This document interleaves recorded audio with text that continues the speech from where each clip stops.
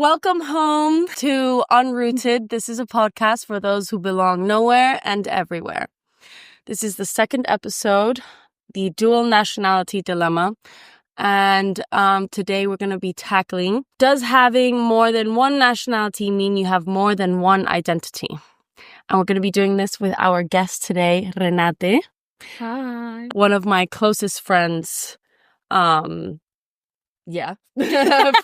Full stop. And we both have dual nationality, very similar mixtures. Yeah, we're going to be talking about that today and very excited to have her here. She's the first guest of Unrooted. She's one of the reasons why I started this podcast. She encouraged me to. So thank you, Renate. Of course. You're doing great. Thank you. Okay, so I'm going to talk a little bit about my experience being a dual national. As I explained in the first video, I'm half Spanish, half Danish. And the dilemma, I guess, in the dual nationality is how sometimes I've not always known whether I have felt more Spanish or more Danish or neither. And I just feel like people have maybe had this similar question for themselves who are also multinational. We're going to be asking Renate that today as well. Sometimes I felt a little bit, when I was in my Danish family, like a little bit disconnected, a little bit like an outsider. I didn't speak the language.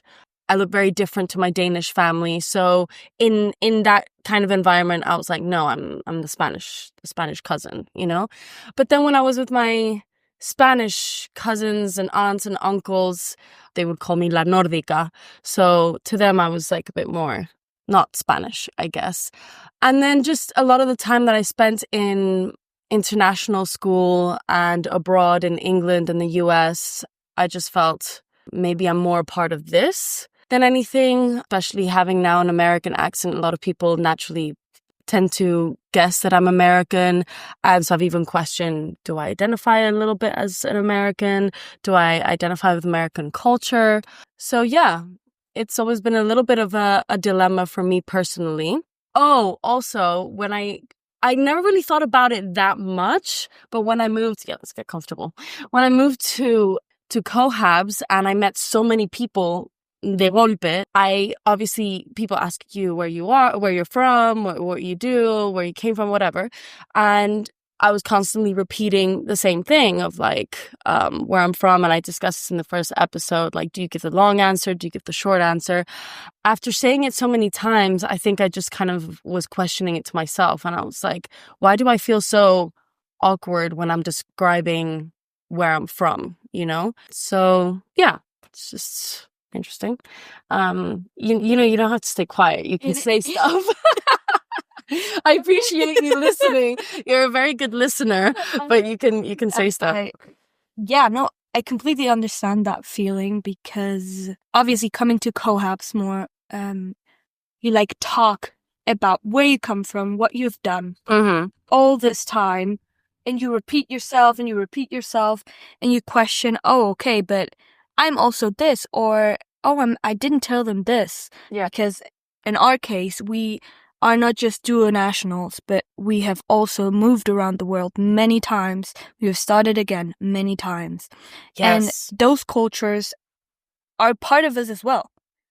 Even if we were not born there or our parents are from there, that culture is left something in us. Yes. Right? So I also see myself as implementing and using the Spanish culture, and I'm not Spanish, but I'm living here and I'm trying to like fit into this place and also respect the ways they like their culture, right? For sure. I also have part of Spanish culture in me. For sure. But I think we don't need to put ourselves in boxes all the time, right? It's not where you were born or where your parents are from. Of course, you need to respect your like ancestry and where you come from, and you need to know about it. But you're a little bit of where you go as well. Yeah. Right? And you go through life changing that. Yeah. If you're as, I don't know, traveler and wanderlustig as us. What's that?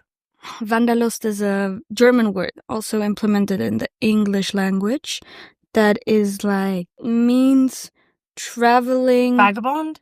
No. Wanderlust. Wanderlust is like, Wanderlust? yeah. Oh, okay. It's a German word. Yeah. And it means that you like to like go out to discover. Adventure. Yeah. Adventurous. In that way, yeah. Nice. I'd like to mention that Renate is half German, half Colombian. Forgot to say that. But I was born in Venezuela. That's also a part. Exactly. She was born in Venezuela. That's very similar to my sister. My sister's half Spanish, half Danish, like me, obviously, but was born in Canada.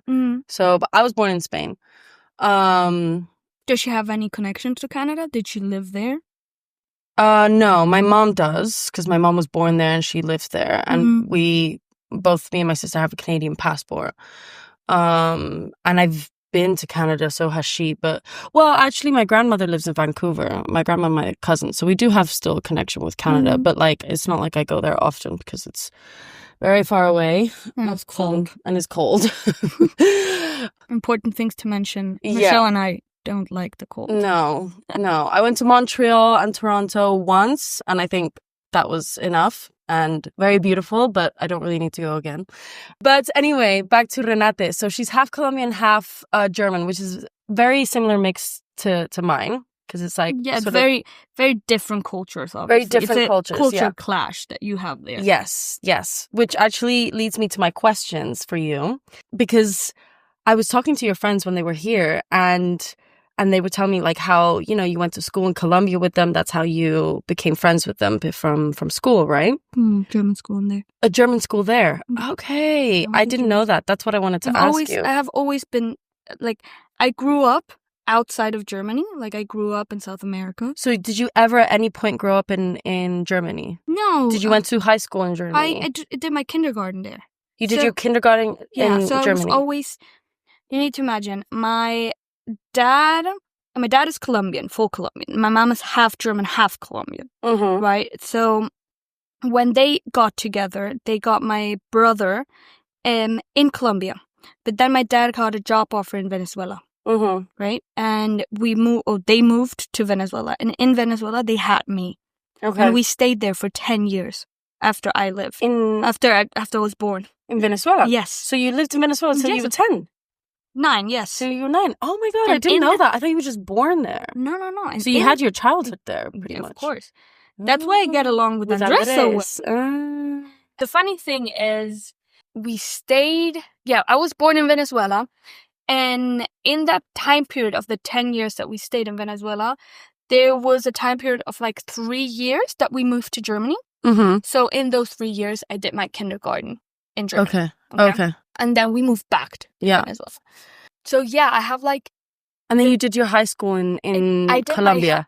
I started school like from 1st grade to 4th grade. I went to the German school in Venezuela in Caracas. Did you ever go to a Spanish-speaking school? Never. I've always been jumping from German school to German school. That's so interesting. So all your friends that I met when they were here, they went to German school? Yes. So they speak fluent German? Yes. All my close friends from school, they're either half like me, or they speak Spanish and German fluently. Obviously, my mom, it was very important for my mom that her kids speak German, right? Growing up and like living in South America, we were surrounded by Spanish. Yeah. And with my dad, we always spoke Spanish because my dad doesn't speak German. Yeah. But they had a deal, and that's why I speak both language fluently, that my mom would speak German to us, and she would expect a response from us. And between each other, between my siblings and I, we needed to speak German. And with the rest, obviously with my dad, we would speak Spanish, and with the world, we would speak Spanish. Yeah. But that's how we grew up, not having an accent in each of the languages. I'm so grateful for that. Yeah. Because that was hard. Yeah. It must have not been easy to really like do that and continue that and have that discipline. Right? But yeah, that's how I speak Spanish and German, and English I got taught in school. It's so interesting. And it's amazing. She speaks 3 languages fluently, amazingly. And like you said, no accents. I mean, you have the cutest, like, very particular German/Spanish accent when she speaks in English. It's really amazing. My boyfriend said that as well. It's so interesting because there's some things that when you speak in English, you sound German, but then there's other words you pronounce and you sound Colombian. And I find it so interesting. But that leads me to my next question. Which language do you feel is like your most native one, your most comfortable one? That's a question I wanted to ask you as well. Yeah. It's very funny. Right now, because it depends on where I am and who I'm with. But I would say right now, because I'm living in Spain, I'm using Spanish more. It would be Spanish. But when it comes to like work stuff, it would be German. Because I've always worked in German, right? Like the terminology. The terminology, like the business language. Yeah. German is my strong suit. Yes, of course, because you did most of your schooling in German. Exactly. So, I went to like school, essays, I went to uni. exams. So, yeah, German is more like my business and study part. And Spanish is more like my emotional part. But I'm also seeing that English, because I'm having a relationship with in English. Nathan. Nathan, our good friend. I'm seeing also my English evolving more into like the emotional part. Ah, wow. I did not think about languages that way, but very interesting perspective. You have different personalities in For sure. Do you feel that? Yeah, you have that? 100%. I feel a lot more like my authentic self when I'm speaking in English because, so like I went to an English speaking school my whole life, never a Spanish speaking school. So I did all my schooling in English, my exams, essays, all of that. So if I'm doing something professional, I'm going to feel more comfortable in English because of the terminology, and also did my university in English. And then in Spanish for me, I have a weird relationship with the Spanish language. I wanted to be English growing up. Really? Yes. I don't think I told you that, actually. No, you haven't. So when I was in this British international school, I really wanted to be English because I thought it was really cool. All like the cool guys were English, the guys that I liked were English, and I would refuse to speak to my mom in Spanish, and she would yell at me and she'd be like, "Contéstame en español." And I would only speak to her in English, and I was very careless with my Spanish. And it was only like later on in life, once I was like growing up, that I realized how stupid I had been. And because of that, yeah, I feel more comfortable in English because I didn't make enough of an effort in Spanish. No, I don't think that it wasn't an effort. Maybe you could have put in more, but at that age, when you're younger, you need to be incentivized as well to be proud of your culture, to be proud where you come from, right? Yeah, I am so proud of where I come from, and like as I've gotten older, I've like constantly reminded myself, oh my God, I'm half Spanish, half Danish. That's really cool, and that's something I should like say with my chest, you know, and not be like, half Spanish, half Danish, and then because, you know, like, and ignore the questions that people ask me, like, do you speak Danish? And I think it's because when people ask me that and I say no, that I feel like, am I Danish then? Do I have like I know it sounds stupid, but it's like, am I allowed to be Danish because I don't speak the language? Do you know what I mean? No, I get like I feel like a fraud saying that sometimes. And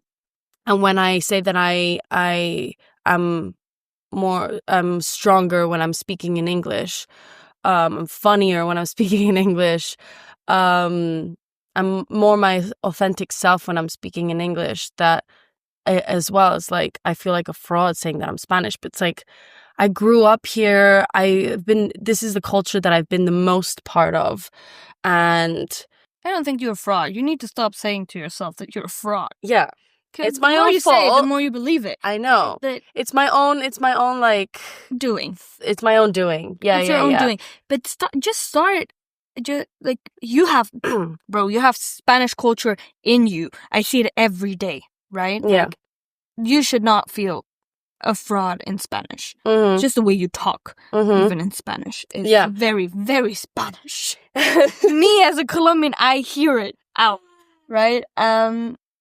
But also with the Danish part, I think you could make an effort to learn more about your culture. You know, it doesn't mean you need to go to Danish classes now, right? Yeah. But go sit down with your dad, asking about his childhood, asking about different things. Of course, you have done that. Yeah, no, so, like, and I'm very with Danish culture, and I'm like, you know, when I'm talking to Belle, who's a Danish girl who lives here, or Sina, like, you know, I'm like, the day we cooked when we did the Danish dinner, that reminded me so much of like family, because that's what I would cook with my Danish family and everything. It's just the language. That's all. That's mostly what I'm missing. But it's just, in Denmark, English is the second language and everybody talks English. And so I just wasn't really forced to learn the language when I was with my Danish family, because they speak English. All spoke perfect English. And even when I told them a couple years ago, hey, I want to start learning Danish, they all looked at me and they were like, why? And I guess it's just because they just see it like, what's the point when we all speak English and everybody in Denmark speaks English? But for me, it was more like, it would be cool to communicate with you guys in Danish. Like, that would be a huge like accomplishment for me. And you can still do that. Yeah, it's I not can still do that. The door is not closed to that. Yeah. So, yeah, you're Danish. Yeah. That's it. I'm a Spanish Viking. That's how I call myself. And speaking of that, I want to tell people Renate's way of describing her dual nationality. She says that she has the efficiency of a German and the soul of a Colombian.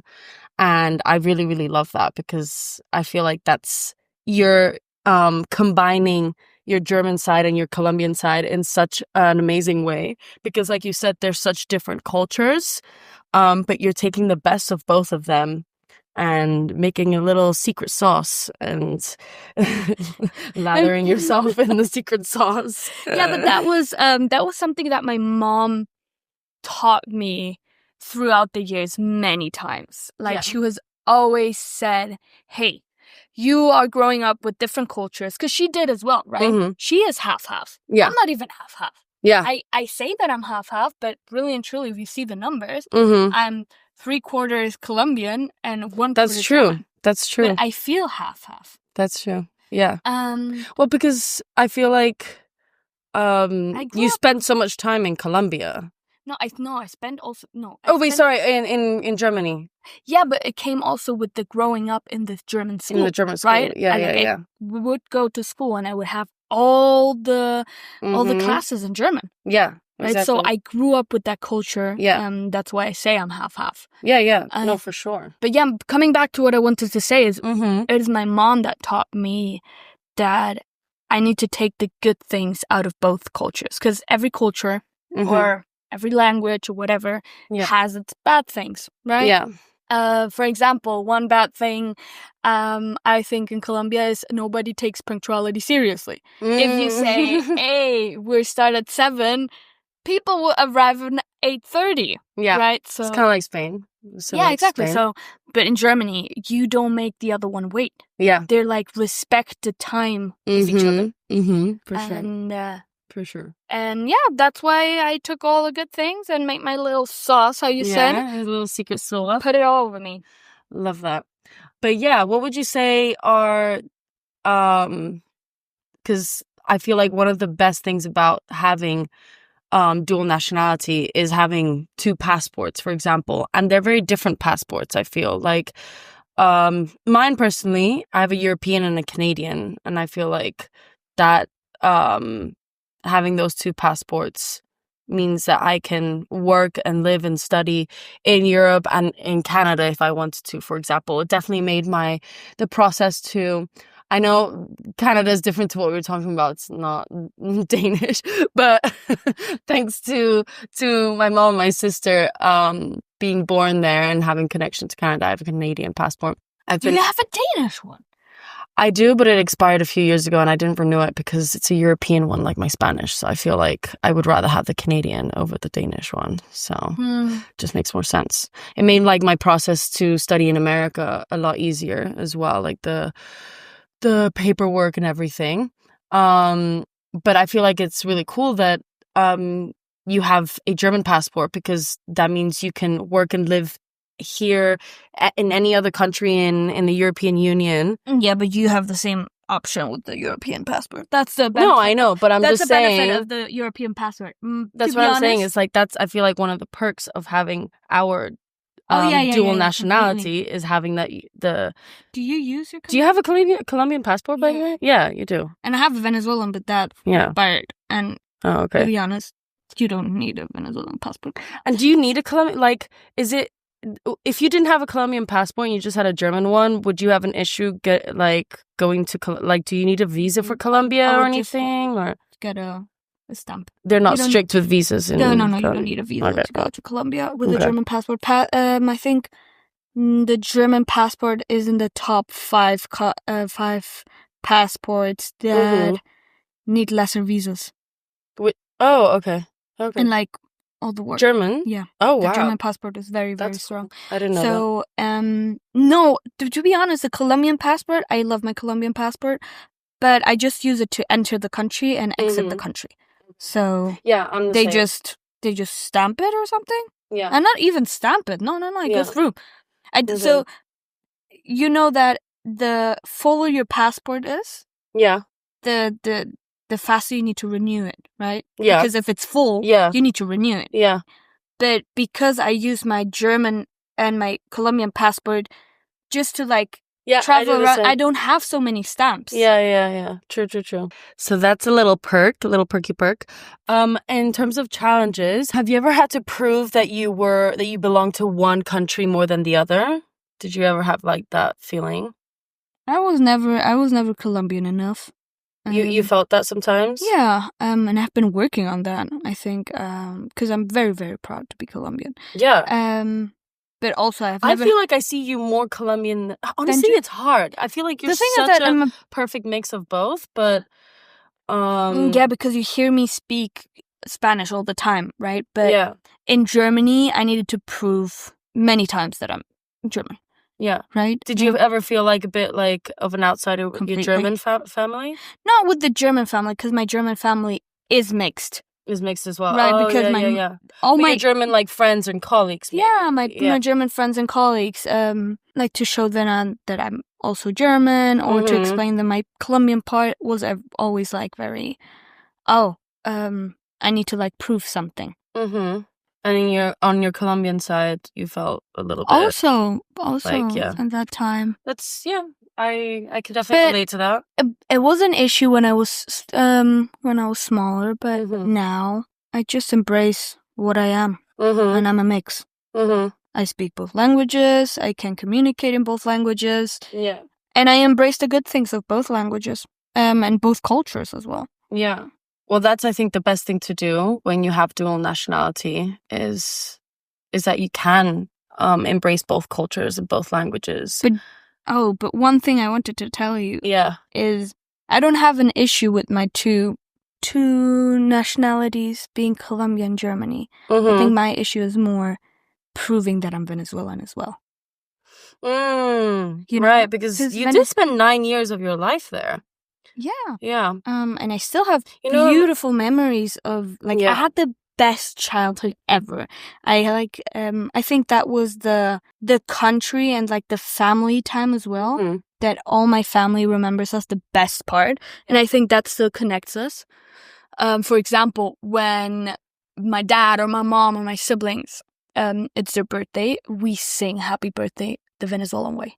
Oh yeah, because when we were celebrating your birthday, we were doing that's the song that connects us in a way. Yeah. And it reminds me a lot of my childhood, it reminds me a lot of good times. But that's the issue, right? Yeah. I don't have the accent anymore because my accent got bullied out of me. But that's why every time I meet... Does Andres bully you? No. No, Andres doesn't bully me. Andres accepts my part Venezuelan knowledge. Your little mix. I love it. My little mix. And he teaches me as well. But yeah, every time I meet like Venezuelan people, I really get excited and happy. Yeah, that's how I feel about like when I meet Danish people. When I see them, like... You see them? Okay. Like if I meet them because you don't really meet that many Danes around the world. It's not like they're everywhere. I feel like Spanish people are everywhere. Like in New York, when I was walking the street, I would hear Spanish people all the time. But you rarely hear Danish people walking around. So whenever I would meet somebody Danish at a party or whatever, in any kind of social setting, that would make me excited. I'm like, my God, I'm Danish too. And then they would start saying Danish things to me, and I'd be like... I don't speak it. Jeg spiser mange kartofler I dag. That's the only thing I could say. But yeah, I have maybe a similar issue when it comes to meeting Venezuelan people, because then I want to speak to them, and they're like, "Oh, but you're not really have the accent, right? But you're Colombian." But you say very similar things, marica, esa vaina.